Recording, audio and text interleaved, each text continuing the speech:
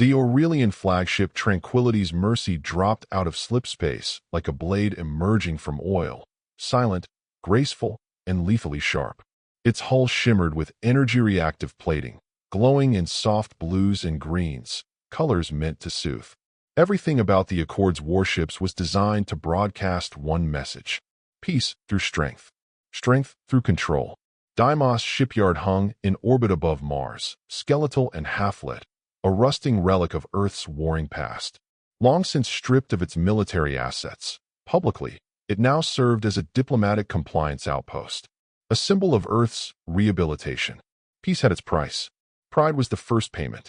Envoy Legate Tyrith stood at the viewport of the Aurelian ship, his elongated fingers clasped behind his back. His second eyelids flicked in thought as he surveyed the Earth installation. No active defense grids, no energy surges, no sign of life beyond a few maintenance drones. So, this is where war ends, Tyrith murmured. Pathetic. Behind him, his attaché nodded in silent agreement. A few centuries ago, this place had churned out warships that could decimate continents. Now, it was a museum of silence. A diplomatic shuttle detached from the flagship and glided toward the station.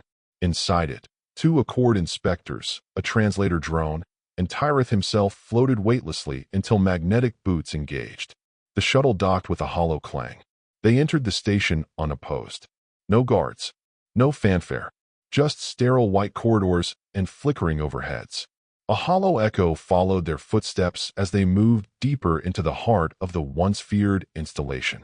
Occasionally, a faint whir echoed through the vents, an old filtration unit, perhaps, or something else. Then, from the shadows of a corridor, a figure emerged. Human, male, mid-40s, no armor, no entourage, just a dark civilian suit, well-fitted and unassuming. His presence was calm, disarmingly so. His eyes, however, were ancient, worn, focused. Envoy Legate Tyrith, the man said with a smile that didn't reach his eyes. Welcome to Deimos. I'm Rhys Kale. Tyrith narrowed his gaze. Former Admiral Rhys Kale. You were decommissioned. Titles are like flags, Kale replied. They only matter when people believe in them. Shall we begin the inspection? They walked together in silence, deeper into the station.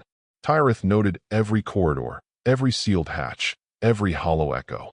There was something almost too clean about the place, like a set stage after the actors had already gone. Your dismantling report claims full disarmament, Tyrith said. Yet our data shows elevated power draws 2 levels below the command deck. Kale raised a brow. Old geothermal relays. Leaky, but you're welcome to see for yourself. They descended via a gravlift. The doors opened into a cavernous bay, the old dry dock. Empty gantries stretched overhead like metal ribs. The inspectors fanned out, scanning walls, floors, data nodes. Every movement echoed. One of them paused. There's a sealed chamber beneath sublevel 4. Manual lock. Biometric encryption. Tyrith's eyes gleamed. Open it. Kill gave a small nod. Your call. But some doors close for a reason. Open it. The inspectors worked quickly, slicing the panel, overriding protocols. The chamber hissed open, releasing a gust of dry, metallic air laced with the faint tang of ozone and old lubricant. Inside was a single object. The ship was old, its hull scarred, its plating matte with time and wear, but there was no mistaking its lineage. It was Terran, brutally compact, angular in all the wrong ways, and ugly in that unmistakably efficient human fashion. An Aegis-class tactical corvette, declared dead and dismantled 2 decades prior. Or so the records claimed. Tyrith stepped cautiously into the chamber, the stale air brushing his robes. The walls around him seemed to hum, as if remembering their purpose. You were forbidden to preserve warcraft, he said sharply, his voice echoing off the steel. This is a violation. Kale offered no reply. The ship's lights sputtered, then steadied. Then, without warning, locked on in full operational glow. Tyrith flinched. The inspectors staggered back. And from somewhere distant in the station, a klaxon began to whisper, a rising electronic howl, still soft, but growing by the second. What did you do? Tyrith hissed, turning sharply. Kale said nothing. He simply tapped his wrist. The bay lights shut off. For one heartbeat, everything was silent. Then the entire station thrummed.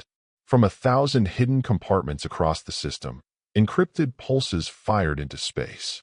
Across the stars, in asteroid fields, in derelict satellites, in forgotten deep space probes, ancient human systems woke up. Engines flickered to life. Targeting matrices aligned. AI cores unshackled themselves. Humanity's armory hadn't been dismantled. It had been distributed. Tyreth spun back to Kale, horror blooming across his alien features. This is an act of war. Kale looked out the viewport as faint distortions began to ripple across the starfield. His voice came low and measured. No, Envoy. This is an audit. He turned to meet Tyreth's eyes. You spent 30 years making sure we never built another weapon on Earth. And we didn't. He paused. We outsourced the apocalypse. The encrypted pulses sent from Deimos traveled faster than light, not through space, but around it, piggybacking on gravitational folds, dark matter channels, and ancient human wormhole relays camouflaged in the background radiation of the universe. They didn't announce themselves. They didn't ask permission. They simply arrived. In the asteroid field of Nereus 9, a frozen mining platform flickered to life, not with drills, but with targeting arrays. Microdrones crawled from beneath regolith-covered domes, aligning transmitters that hadn't broadcast in decades. Deep beneath its crust, a war AI blinked awake and said a single word, received. Farther out, in the wreck of an abandoned cargo hauler orbiting Gliese, 442C, the silence broke. A dormant array surged to life, beaming a command string to a fleet hidden in the planet's magnetic shadow. 59 ships, old Terran destroyers, reactivated as one, their hulls black and jagged with stealth mesh. They vanished into slipspace without a trace. Across the spiral arm, the ghosts of Earth stirred. Back on Earth, beneath the Geneva Accord dome, the illusion held. Holograms of peaceful compliance shimmered across pristine marble floors. Foreign observers roamed curated cityscapes. Humans smiled, politely, modestly, just enough to keep suspicion at bay. 3 miles underground, sealed beneath reinforced strata and jamming fields, General Isla Sido sat alone in a concrete bunker. The air was dry, cold, silent. A single wall was covered in encrypted star maps that shifted like slow tides. Red blips bloomed across them, responses, activations, ghosts returning. She leaned back in her chair and closed her eyes. Kale lit the match, she murmured. Time to move. Her aide, Major Navarro, hesitated beside her, unease clear in his stance. Do we inform the council? Sido opened her eyes, and when she spoke, her voice could cut tungsten. The council's job is diplomacy. Ours is survival. Activate the quiet cells. In the Vesta Enclave, a corporate-run asteroid city leased to the Accord, a man named Corwin Pike finished his morning tea, rinsed the cup, and stepped into an unlit corridor. He walked with the casual precision of someone who'd repeated this ritual for years. He reached a blank wall and tapped twice. The corridor shimmered, illusions falling like dust. Behind it, weapons lockers, armor crates, racks of folded drones nested like sleeping predators. With a flick of his wrist, overhead panels shifted and quad-legged war drones dropped from their housing like spiders awakening from a dream. Blue lights blinked to life beneath their eyes. Pike pressed his palm to a hidden panel. Vesta Node Online. Phase 1 commenced. He didn't smile. There was no triumph in his eyes. Only duty. They had planned it over decades. Every inspection, every policy, every surrender. And now, everywhere the Accord had seen nothing but rubble and rust, Earth's shadows were moving. Kale stood alone on the viewing platform at Deimos, watching as the Aurelian shuttle was reeled back to its ship in visible panic. Tyreth hadn't spoken after the activation.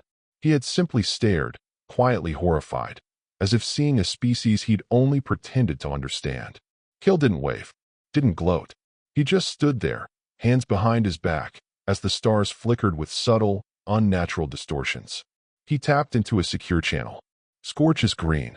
From Luna to Titan, Europa to Eridani Prime, from crater cities to buried stations, from rusted relics to whispering AI cores, old ghosts began to march. Not loud, not dramatic, surgical. The quiet war had begun, and this time, Earth wasn't fighting for survival. It was fighting for dominance.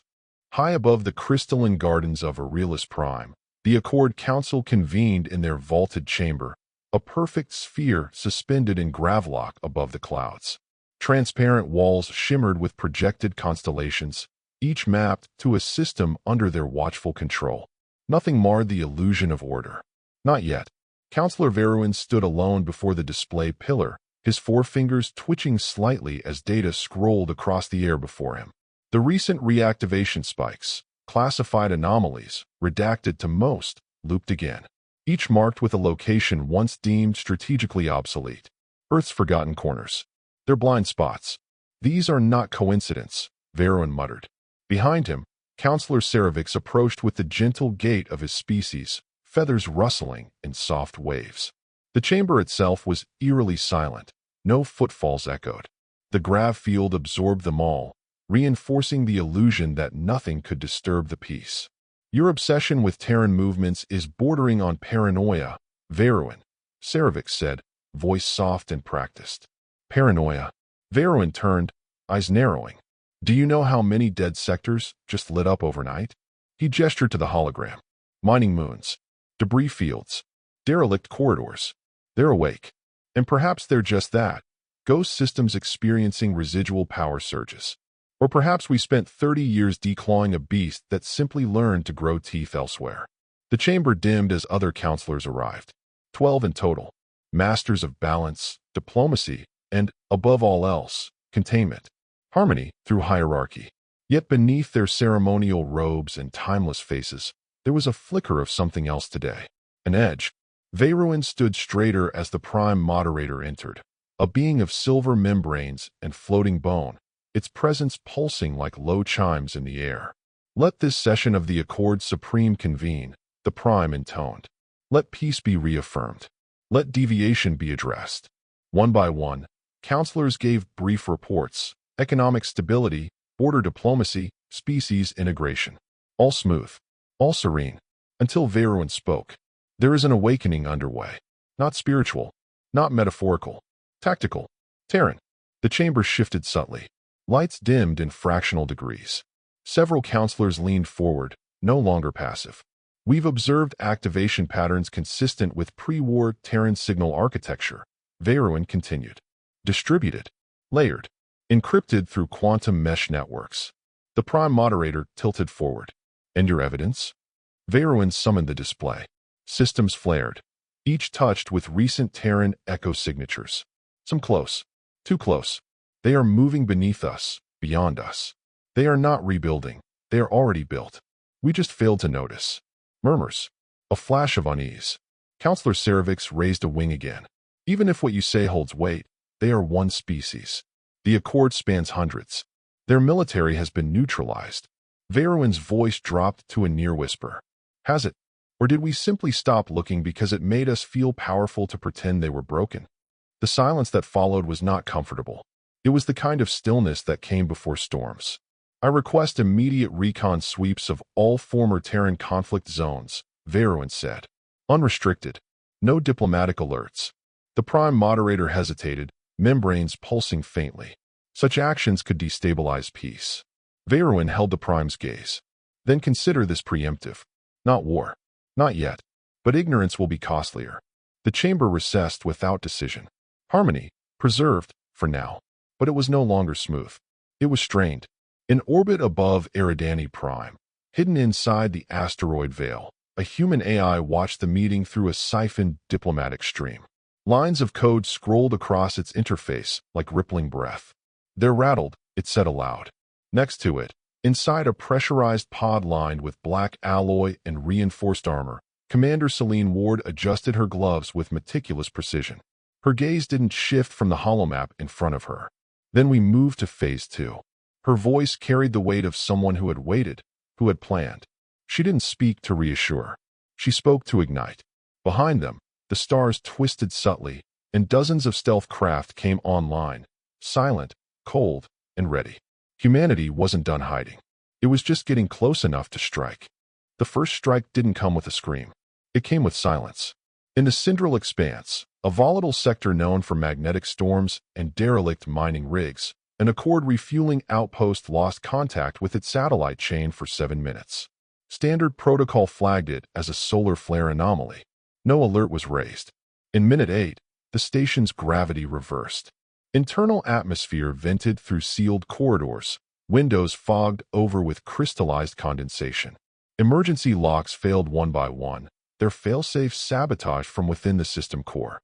By minute 9, all 217 personnel aboard were unconscious. By minute 10, the outpost no longer existed. A surgical kinetic lance, traveling at sublight but guided by a quantum AI, struck the core reactor through an artificially induced microgap in its shields. The impact was soundless. The detonation was instantaneous. The vacuum swallowed everything. No debris, no survivors, no traceable source. It wasn't designed to cripple the Accord's infrastructure. It was designed to prove they were already vulnerable. Commander Celine Ward stood aboard the stealth cruiser Nightingale, staring at the rendered aftermath on the holotable. "Reaction window?" she asked.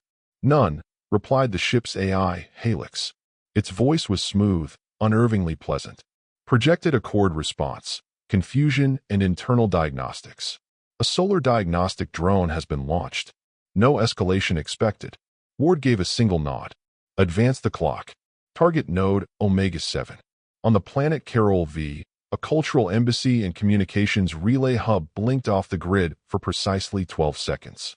During that window, every signal routing node was overwritten by a ghost loop, simulated background noise mimicking Accord traffic from the past 6 days. No alarms. No errors. By the time technicians noticed subtle inconsistencies and signal lag, the real content, diplomatic logs, military fleet maps, encryption patterns, had already been parsed, extracted, and delivered to the Terran shadow net. It had begun. Not loud, not visible, not yet, but everywhere.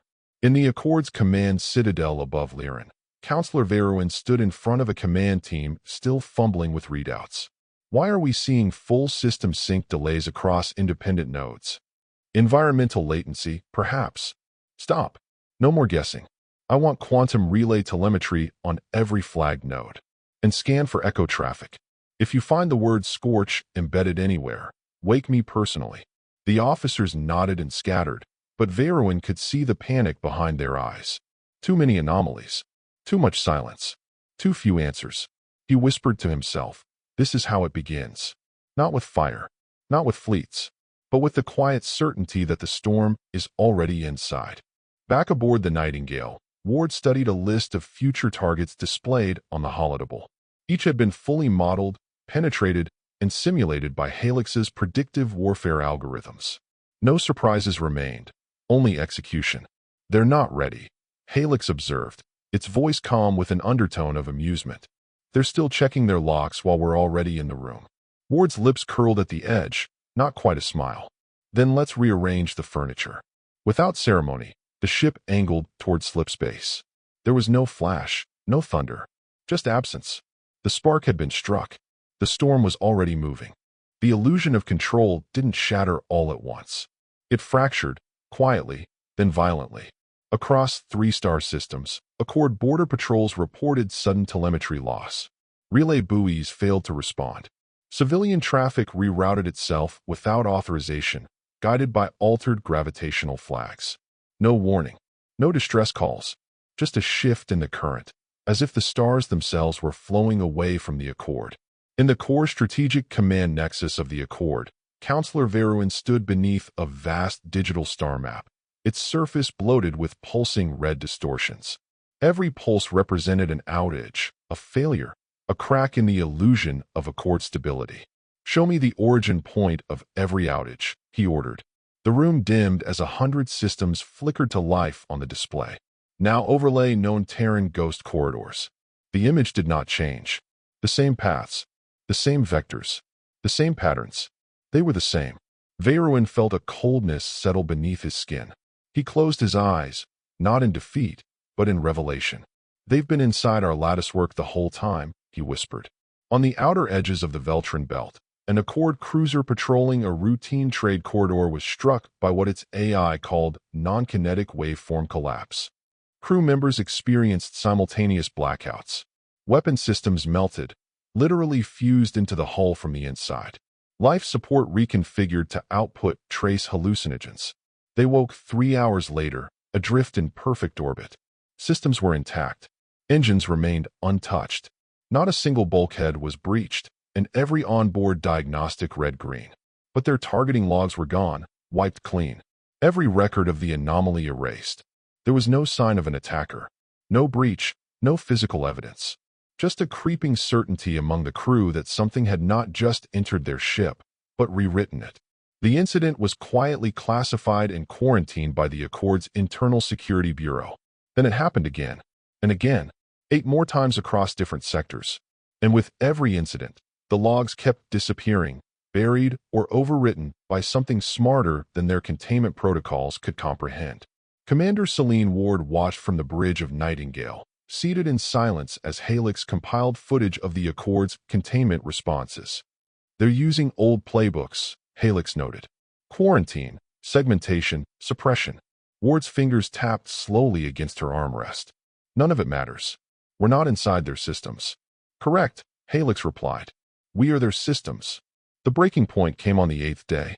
On the diplomatic world of Keltoros, an Accord summit was underway, meant to reaffirm unity after what the media called transit instabilities. Dignitaries gathered beneath towering glass spires. As the Prime Moderator approached the podium, every projection screen in the city flickered. The Accord emblem fractured. And then, the symbol fractured, folding in on itself like shattered glass, and was replaced by Earth. A single, slow-turning globe, pale blue and defiant in the dark. Then came the voice. It wasn't shouted. It wasn't angry. It came measured, calm, each syllable landing like a scalpel. It was Celine Ward. To the Accord. You were warned. You were watched. And you were weighed. Now, you are undone. The screens died in unison. Blackouts rippled through orbital traffic as every ship lost external communication. On the ground, dignitaries turned toward the sky just as the satellites began to reboot. In their cores, embedded Accord AI stuttered, then fell silent. Each one overwritten, not destroyed, and given a new directive burned across their interface. Scorch Protocol, Phase 3. For decades, the Accord believed it had prepared for every kind of threat. But the truth was simple and terrible. Humanity hadn't infiltrated their systems. They were the systems now. The flames didn't spread outward. They bloomed inward, bright, sudden, and uncontainable. 3 days after the Keltoros broadcast, 17 Accord worlds fell into administrative paralysis. Communication links failed. Agricultural AI networks stopped responding to command protocols. Infrastructure routing systems diverted resources to non-existent coordinates. Thousands of civilian cities slipped into blackout as automated governance collapsed. No shots fired. No fleets deployed. And still they fell. Counselor Veruin stood inside the war room beneath the Accord capital on Aurelius Prime. The walls, once alive with tactical overlays, now flickered with ghost data, erratic, incomplete. The air held a faint static charge, the bitter tang of ionized circuitry gone wrong. It was quiet, too quiet. No one shouted orders anymore. There were no raised voices, only the sound of filtered air and the low hum of systems no longer trusted. He stared at a slowly rotating model of the Accord territories, nearly a third of it now overlaid in red transparency.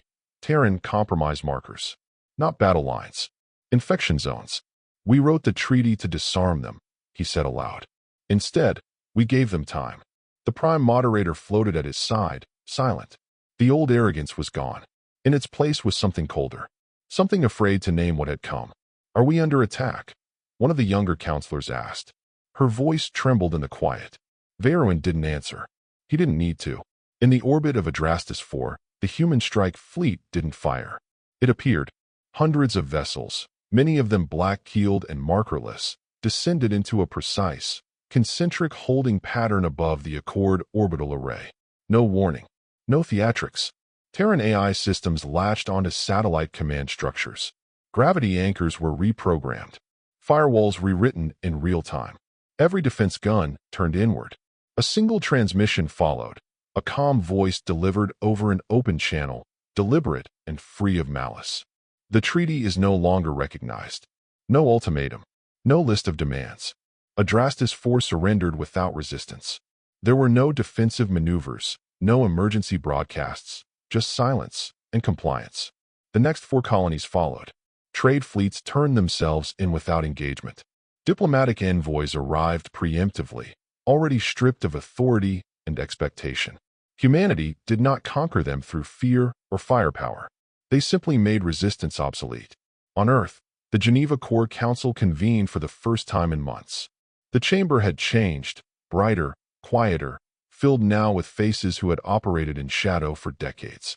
The air smelled of old stone and new polish. There were no more banners, only function. Celine Ward stood at the head of the hall. Phase 4 begins, she announced. We have assumed administrative control over 47 Accord sectors. No kinetic retaliation. No mass casualties. General Saito folded her arms. That'll change. Ward nodded, but for a flicker of something beneath her calm. Fatigue, perhaps. Yes, she agreed. It will. She turned to the display.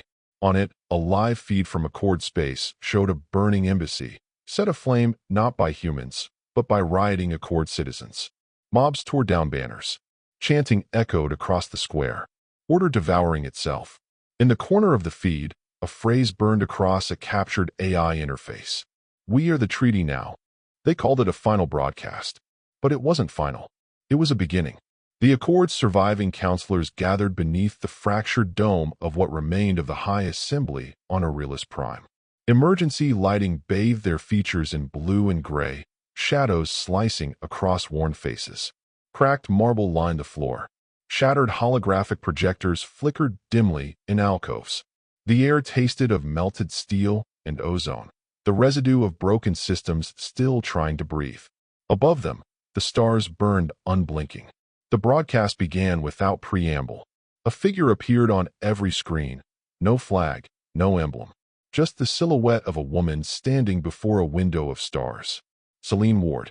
Her voice, when it came, was low, calm, inevitable. This is not conquest. This is continuity. She turned slightly, revealing Earth behind her, glowing, whole, distant. You tried to contain us. You buried us beneath treaties and compliance. But humans don't forget. We don't forgive. We observe. We endure. And then, we rewrite the board. Her image faded. In its place, a rotating map of the Accord lit up in crimson. Every sector compromised. Every AI node overwritten. Entire defense fleets frozen in standby. Ward's voice continued, disembodied. We are the result of your containment protocols. Your peace did not pacify us. It taught us patience. Your arrogance shaped us. You forged us into something precise. One by one, pre-recorded messages from regional Accord governors played. Some pleading, some furious, all powerless. Then static. A final message appeared on screen, rendered in stark white against black. Autonomy restored. Treaty voided. Initiating reconstruction. And then silence. In the outer rim, aboard a quiet diplomatic transport bound for exile, Veruin sat by the viewport, watching the stars stretch endlessly past. His hands trembled, not from age, but from the weight of realization that had settled into his bones like cold iron. Humanity hadn't just outmaneuvered them. They had been invited in.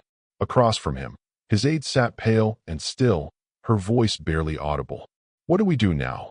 Veruin closed his eyes for a long moment, then opened them to the void beyond the glass. We survive, he said. We remember.